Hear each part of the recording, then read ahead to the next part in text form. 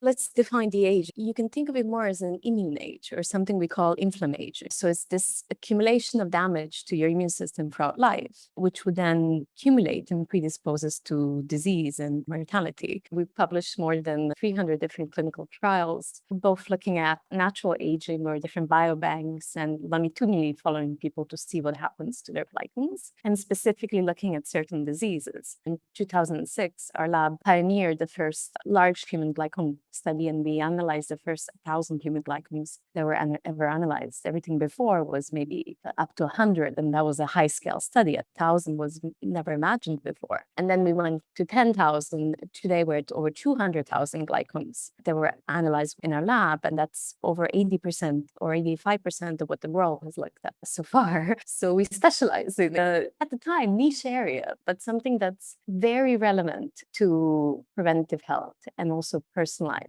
medicine and healthcare, because the most interesting finding about glycans, you're looking at this very early molecular level of health decline. And if we're connecting this to a specific disease, glycans are like a language, they're sugar language. So it's inflammation where a certain signature would lead to cardio inflammation. Another signature would lead to autoimmune inflammation, where something different would lead to a metabolic disease. So you can define where this inflammation is going to go in 10 years' time. And with this work with the longitudinal biobanks, we've seen that throughout a certain glycan signature, or they're called glycosylation patterns, we can predict hypertension 6 years ahead of time with 98% accuracy. We can predict rheumatoid arthritis 10 years ahead of time with 92% accuracy. So they're very good at preempting a problem before it actually becomes a problem. And in some cases, we even know how to prevent it. So the signature that would indicate cardiovascular problem in the future would respond to physical activity, or the signature that would indicate diabetes or insulin resistance would respond to dietary changes like caloric restriction and weight loss. So you can tell somebody on time that they're heading towards a health